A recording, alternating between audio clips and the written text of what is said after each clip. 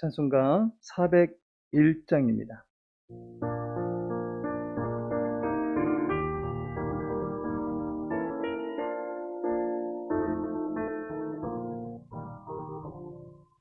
주의 곁에 있을 때 마음이 든든하오니 주여 내가 살 동안 인도하여 주소서. 주여 나를 인도하소서. 다른 세상 살 동안 주여 인도하소서. 피난처인 예수여 세상 물결 험할 때 크신 은혜 베푸사 나를 숨겨주소서. 주여 나를 인도하소서. 다른 세상 살 동안 주여 인도하소서. 세상 풍파 지나는 영화로운 나라와 눈물 없는 곳으로 들어가게 하소서.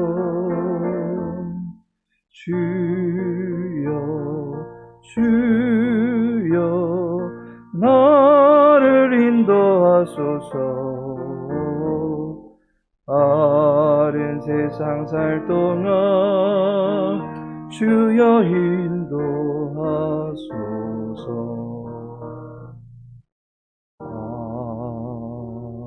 아멘.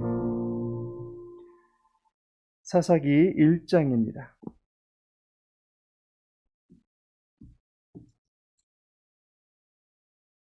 사사기 1장 31절에서 32절까지의 말씀입니다. 사사기 1장 31절에서 32절까지의 말씀 함께 읽도록 하겠습니다. 아셀이 악고 주민과 시돈 주민과 알랍과 악십과 헬바와 아빅과 루업 주민을 쫓아내지 못하고 아셀 족속이 그 땅의 주민 가나안 족속 가운데 거주하였으니 이는 그들을 쫓아내지 못함이었더라. 아멘. 오늘은 본문의 말씀 통해서 가나안 족속 가운데라는 제목으로 함께 말씀 나누고자 합니다. 우리 민족은 남한과 북한 두 민족으로 나뉘어져 있습니다. 북한의 영토는 남한의 1.2배 정도 되는 영토를 가지고 있습니다. 하지만 두 나라를 합쳐본들 중국이나 러시아에 비해서는 턱없이 부족한 영토를 가지고 있습니다. 남한만 따진다면 더 작게 느껴질 수밖에 없을 것입니다. 하지만 옛 우리 민족의 전성기 때는 지금의 중국 땅에 속한 두만강 윗지역의 광활한 벌판까지 꽤 넓은 영토를 가지고 있었습니다. 고구려가 나당연합에 의해서 멸망함으로 인해서 우리 민족은 많은 영토를 잃게 되었습니다. 영토를 지키지 못하면 결국 다른 민족에게 빼앗기고 맙니다. 그런 면에서 본문에 등장하는 아셀 지파는 분배받은 땅을 가나안 족속에게서 가져오지 못했을 뿐만 아니라 급기야는 두로와 시돈이라는 나라에게 고스란히 빼앗기는 데까지 이르게 됩니다. 아셀 지파는 땅을 분배받을 당시에는 이스라엘의 북서쪽 지역에 22개 성읍을 분배받게 됩니다. 그들이 분배받은 땅은 바다와 인접해 있는 광활한 평야 지역입니다. 아셀은 곡물더미라고 하는 별명을 가지고 있는 지파라서 그들은 비옥한 지역을 다스리고 있었던 지파다라고 알게 됩니다. 실제로 팔레스타인 지역은 남쪽으로는 황무한 지역이 많이 펼쳐지는 데 비해서 북쪽으로 갈수록 아름답고 비옥한 땅이 펼쳐지는 지리적 특성을 보이고 있습니다. 북쪽에 위치했던 아셀 지파는 적과 꿀이 흐르는 가나안 땅이라는 말이 가히 그러하다라고 할 수 있을 정도로 비옥한 땅을 분배받게 된 지파입니다. 야곱은 아셀을 두고 예언하기를 창세기 49장 20절에 보니 아셀에게서 나는 먹을 것은 기름진 것이라 그가 왕의 수라상을 차리리로다 라고 말씀하고 있습니다. 열왕시대에 이곳에서 난 곡물들이 예루살렘으로까지 조달되었을 만큼 비옥한 곡창 지대인 것을 보게 됩니다. 문제는 이러한 기름짐과 풍요함이 이스라엘에게만 좋아 보인 것은 아니다라는 점입니다. 가나안 족속들 또한 이 땅이 얼마나 좋은 땅인지 이미 체험하고 그곳에서 이미 살고 있었던 것입니다. 따라서 이 땅을 점령하고자 할 때 아셀 지파는 매우 힘든 싸움을 해야 한다라고 하는 것을 예상할 수밖에 없습니다. 이러한 시국에 아셀 지파는 어떤 입장을 보입니까? 보면 32절을 보니 아셀 족속이 그 땅의 주민 가나안 족속 가운데 거주하였으니 라고 말씀하고 있습니다.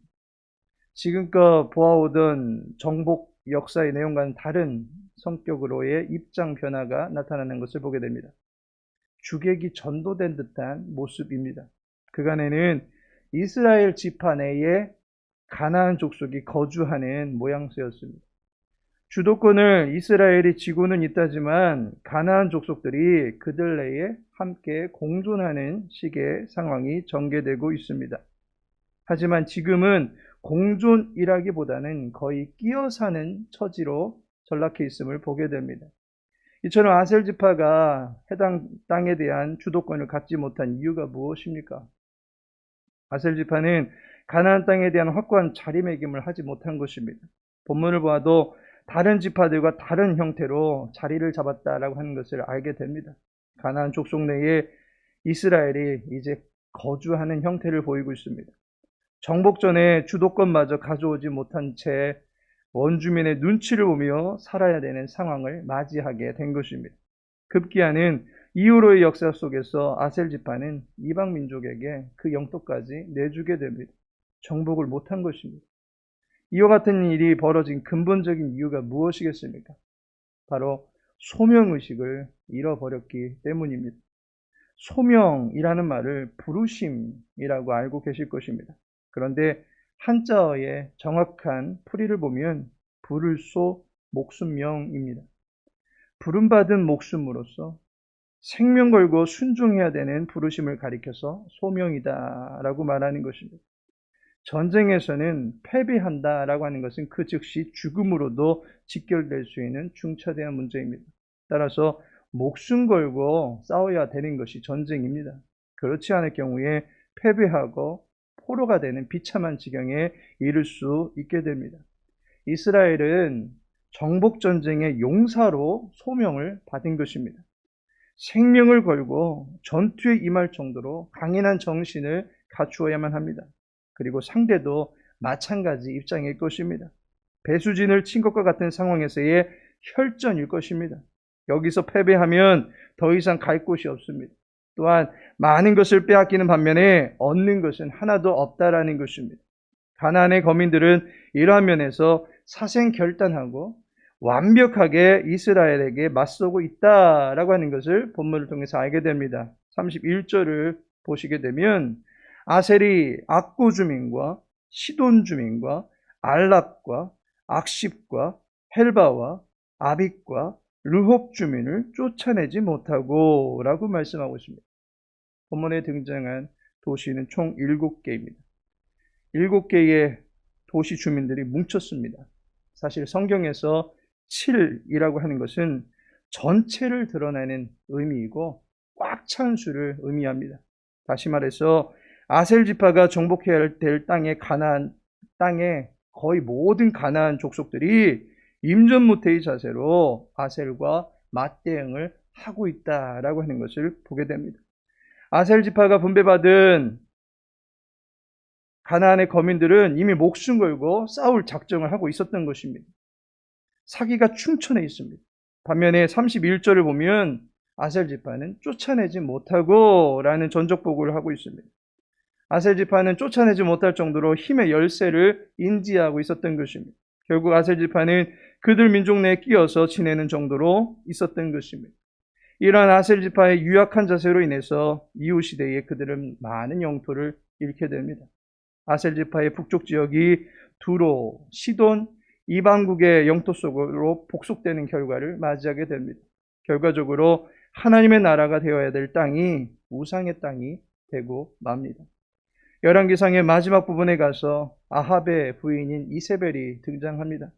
그녀는 바알과 아세라 여신의 신봉자로서 이스라엘 땅에 우상을 들여오는 역할을 합니다. 그녀가 바로 시돈 왕의 딸이었다라고 하는 것입니다. 결국 유약하게 대처한 결과 시간이 지나 죄는 강성해진 힘을 이용해서 또다시 의인들을 괴롭히게 되는 것입니다. 이스라엘은 후유증에 시달릴 수밖에 없는 것입니다. 하나님께서 사랑하신 성도 여러분, 언발 오줌 누기식으로 임시 방편으로 대처해 놓는 것은 궁극적인 해답이 될 수가 없습니다. 가장 명확하고 가장 분명한 것은 하나님의 뜻대로 준행하는 것입니다. 하나님의 뜻은 우리로 하여금 무모 또는 비굴하게 살도록 내몰지 않습니다. 하나님은 자기의 백성이 용맹을 발휘할 수 있게 하십니다. 그래서 다니엘 11장 32절에 보니 그가 또 언약을 배반하고 악행하는 자를 속임수로 타락시킬 것이나 오직 자기의 하나님을 아는 백성은 강하여 용맹을 떨치리라 라고 말씀하고 있습니다. 하나님의 뜻을 피해서 적당히 살아보고자 하는 이는 궁극적으로는 타락하고 맙니다. 하지만 하나님의 백성은 용맹을 떨치며 승리하게 되는 것입니다. 약속의 땅에 들어가 있다고 끝난 일이 아닙니다. 분배받았다고 눈으로 그 지형을 보고 있다고 끝난 일이 아닙니다. 정복입니다. 전쟁입니다. 목숨을 걸고 그 땅을 지켜내서 하나님께 드려야 되는 소명을 완수해야만 합니다. 그 땅에서 살아가는 자신들의 거룩한 삶의 예배를 하나님께 보여드릴 수 있어야만 합니다. 끼어 사는 것이 아닙니다. 눈치 보며 사는 것이 아닙니다. 당당하게 하나님의 백성으로서 하나님의 함께 하심을 기뻐하며 살아가야만 하는 것입니다. 그런데 하나님의 보호하심에 힘을 얻기보다는 외색의 기에 눌려서 주눅 들어있는 아셀 지파의 모습을 보게 됩니다. 요한복음 18장 9절에 보면 이는 아버지께서 내게 주신 자 중에서 하나도 잃지 아니하여 싸움나이다 하신 말씀을 응하게 하려 함이로라 라고 말씀하고 있습니다. 자신을 해하려고 달려드는 로마의 군대와 종교 지도자들과 그를 따르는 수많은 무리 앞에서 예수님은 홀로 서셨습니다. 그리고 그들에게 하나님께서 맡기신 백성들을 빼앗기지 않기 위해서 자신의 생명까지 내주면서 보호하셨던 것을 보게 됩니다.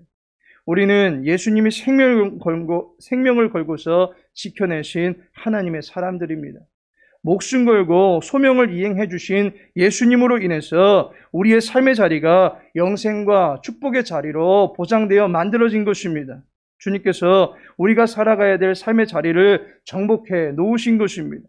주님이 마련해 놓으신 생명의 자리는 사망도, 죽음도, 저주도, 재앙도 무너뜨릴 수 없는 견고한 반석이다라고 하는 사실을 믿으시기 바랍니다.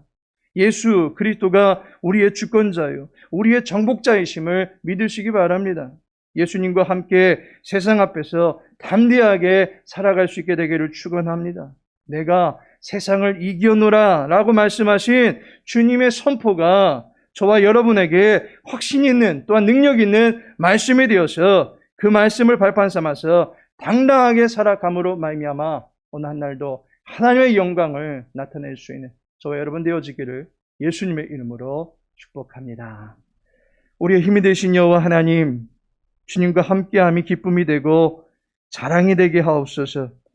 세상 속에서 뱀같이 지혜로울 수 있게 하시고 사자같이 용맹할 수 있게 하시고 양같이 목자 되신 예수님만 의지하며 살아갈 수 있도록 도와주옵소서. 주의 교회 모든 권속들 모두 여호와의 크신 사랑에 힘입어서 육체와 영혼이 강건케 되어지는 은혜를 누리게 하여 주시옵소서.